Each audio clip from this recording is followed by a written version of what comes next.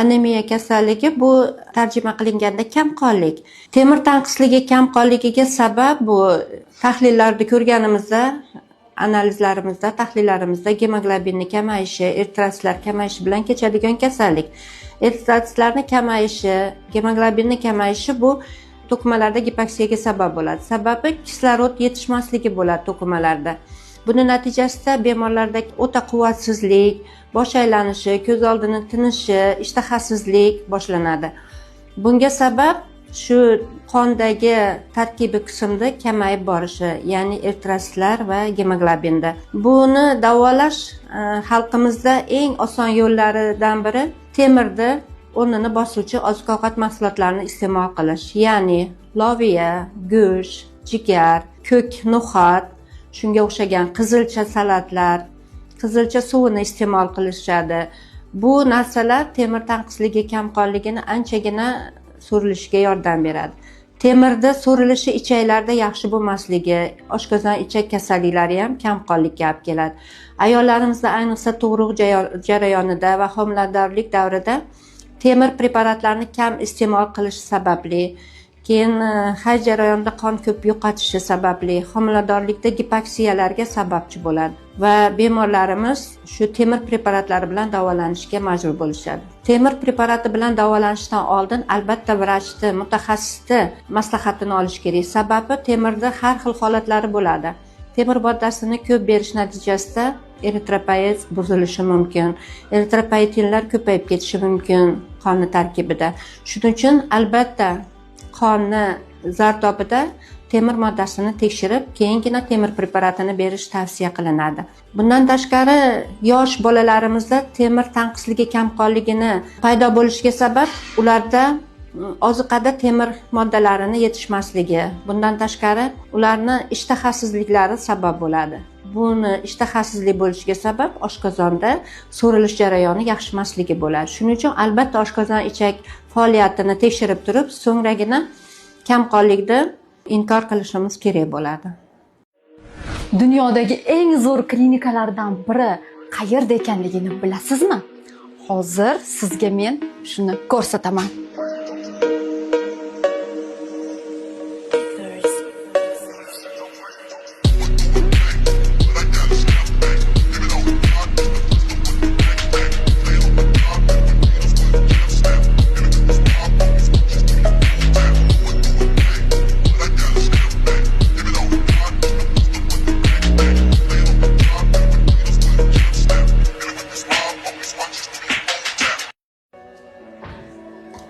Ayni vaqtda Corona Medline klinikasi jarrohlik bo'limida operatsiya jarayonlari ketmoqda.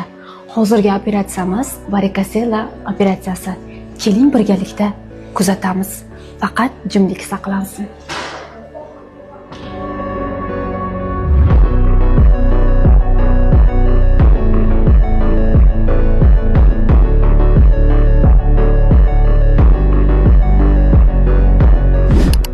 Bemorimiz 24 yoshga kirgan, bir oy avval to'y bo'lgan.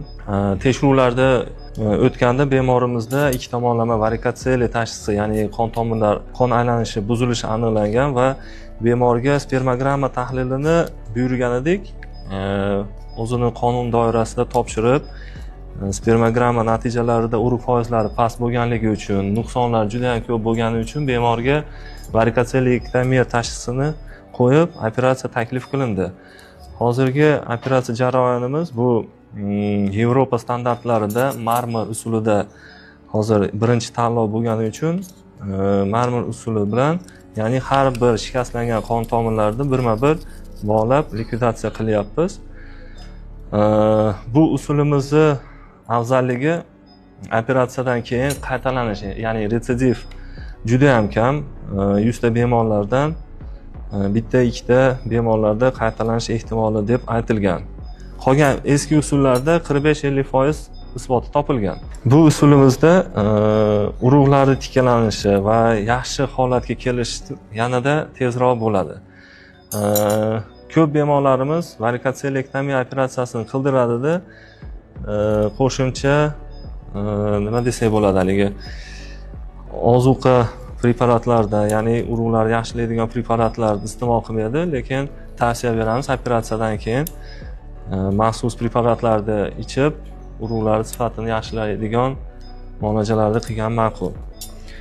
Sizlarda ham shunaqa varikotseli tashxisi, ya'ni chap tomonlamami yo ikki tomonlama tashxis qo'yishgan bo'lsa, hozirgi Yevropa uровенida marmir usulida qildirishinglarni tavsiya beramiz.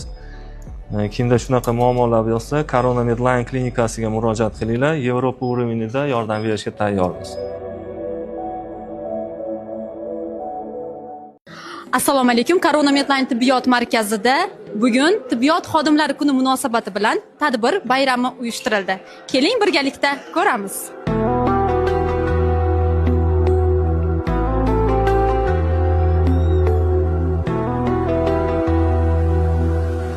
Ey kasbi mo'tabar, ey qadri ulug', madhingni kuylaymiz takror va takror. Bayramimizni ochib berish uchun klinikamizni bosh shifokori Saodat opaga so'z navbatini beramiz.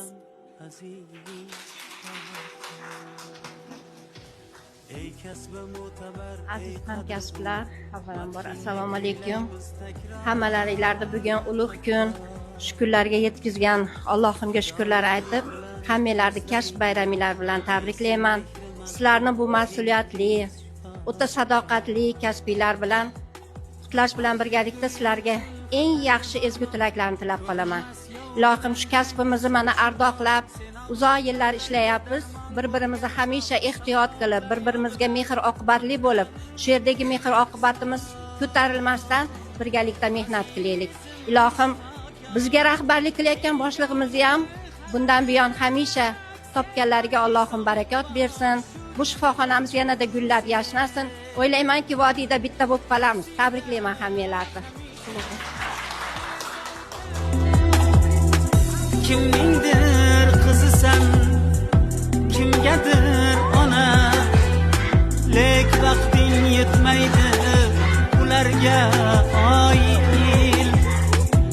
Asta yuraklarga hardam parvona. Ey hamshira opa, hamshira singil, joning ayamaysan, berasan bori, mehring malham bo'lib, dardlarga yetsin. Kimlargadir Bemorlarga sadoqat bilan ishlagan uchun Ismoil va Diloramxon taqdirlanadi. qadriga yetsin. Azizim shifokor, ey joni halak, sen borki sog'lik bor, shudir ko'rkuzi. Ko'ksingda hamisha bezovta yurak. Corona Medline klinikasi ochilgandan buyon mehnat qilib kelayotgan eng faxrli vrachlarimizdan Hambarov Hayotullohga lor mutaxassisimiz.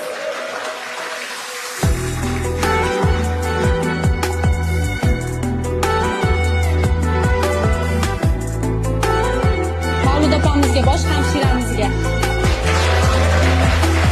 Farqi yo'qdir aslo kunduzmi kecha, chorlasalar tez yordamga chopasan. Turli vaziyatda chiganlar kecha, turfa xastalarga. Barcha tibbiyot xodimlarini Corona Medline klinikasi nomidan tabriklaymiz. Corona Medline klinikasi xodimlari nomidan barcha tibbiyot xodimlarini bayram munosabati bilan tabriklaymiz.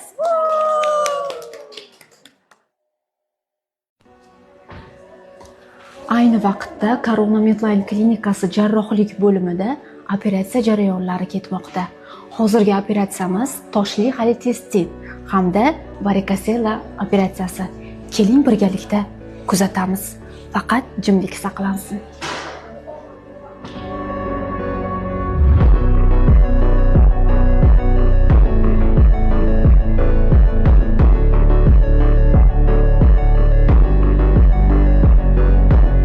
Shu bemorimiz 38 yoshda.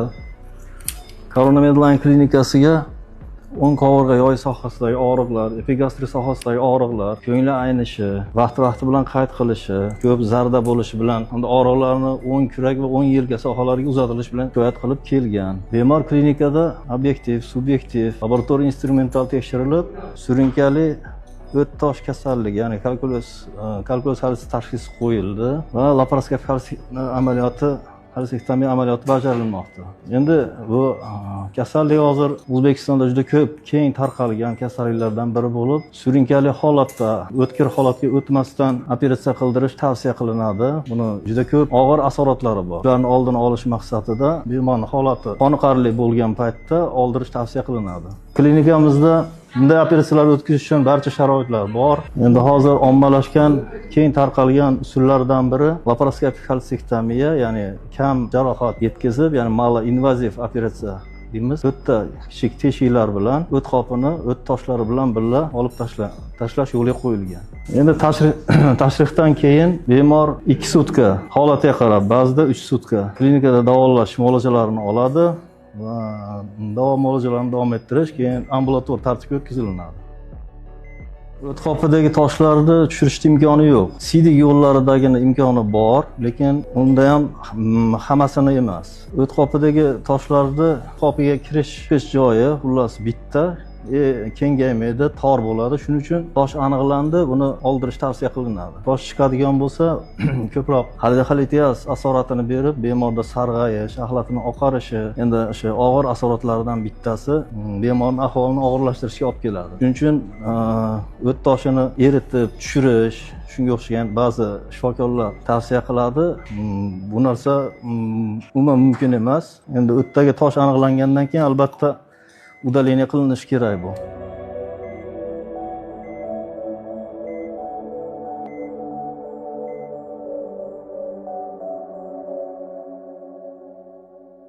Bunday dorilar dorixonalarda bo'lmaydi.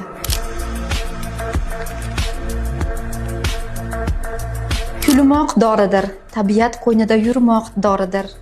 Bir bolajonni xursand qilmoq doridir. Yaqinlar bilan suhbat qurmoq doridir. Sevmoq, sevilmoq doridir. Ota-onangizning borligi eng yaxshi doridir. Oilangiz yoningizda bo'lishi va ular bilan o'tgan har bir yaxshi kunlaringiz eng yaxshi doridir. Iltimos, ushbu dorilarni dorixonalardan qidirmang. Ayni vaqtda Corona Medline tibbiyot markazida 45 yillik tajribaga ega terapevt mutaxassisimiz Saodatxon Xolmatovnaning obxod jarayonlarini kuzatamiz. Qani ketdik. Ishtaha bilan yaxshi yeysizmi yoki degiz kelmaydimi?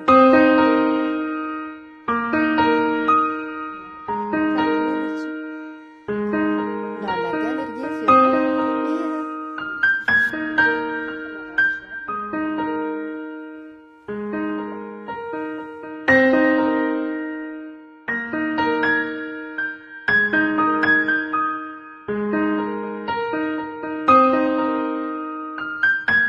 Qizlarimiz egizak qizlar, qizlarimiz boshlari aylanib, behuzur bo'lib, ishtahasizlik bilan kelishgan. O'ta asabiy, ruhiy zo'riqishlar bezovta qiladi qizlarimizni. Bular manaqa o'tish yoshida bo'lganligi uchun jindak rivojlanishlarida ham o'zgarish borligini hisobga olib, endokrinolog, ginekolog maslahatlarini tavsiya qildik. UZIda, qon, siydik analizlarda ozmoz o'zgarishlar bor. Hammasini hisobga olib, bugundan davolash muolajalarini boshladik. Kelganda qon bosimi 80 ga 60 edi. Pulsi 68 edi. Hozir ancha yaxshi. Muolajalar boshlaganimizdan keyin qon bosimi hozir 100 ga 70 ga ko'tarildi. O'zini his qilishi ham yaxshi.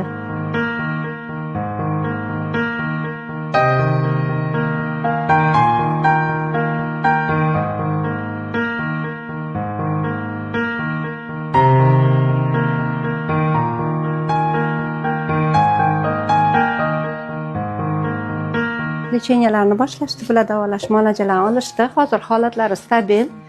Fizioterapiyani olib bo'ldi, kapinsalarni olib olishdi. Xudo xolasa bugundan boshladik. Davolash muolajalarini bir haftada yaxshi qilib olamiz. Xolasa sog' bo'linglar. Xo'p. Sizlar ham yaxshi bo'linglar. Sog' bo'linglar, zerikmay yotinglar. Dorilarni qidirib uzoqlarga borishingiz shart emas. Corona Medline klinikasining o'z dorixonasi mavjud.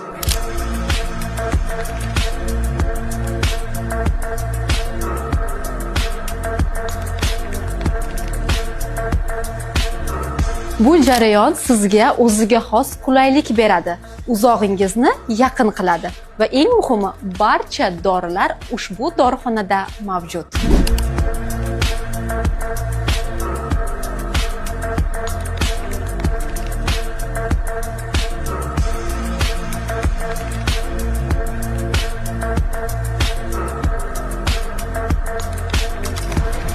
Unutmang, sizning sog'ligingiz biz uchun muhim. Corona Medline klinikasi dorixonasi sizning xizmatingizga hamisha tayyor.